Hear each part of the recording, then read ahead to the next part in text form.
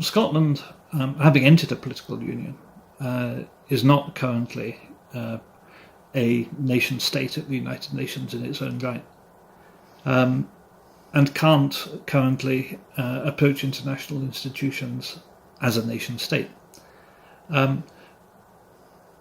It is open to those seeking to represent the Scottish people as a nation, which is currently incorporated in a political union with which it is no longer happy.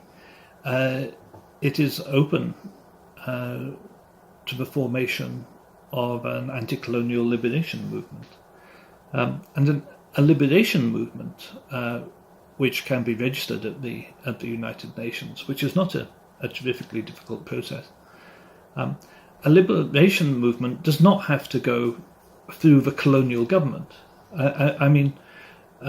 In fact, probably every single country where a liberation movement has been registered has been under some form of colonial administration. And the liberation movement has never been the colonial administration. So by definition, the Scottish government, which is a colonial administration of Scotland, would not be the liberation movement that the United Nations recognises.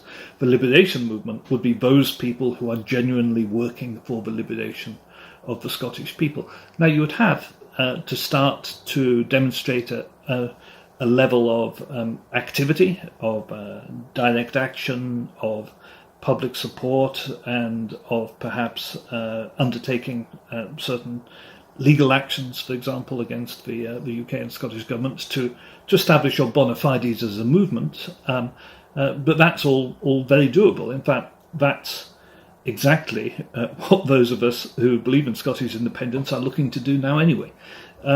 So I think the idea of getting representation at the United Nations initially as a liberation movement, and then using that way in to take the question of Scottish independence to a General Assembly, is a workaround.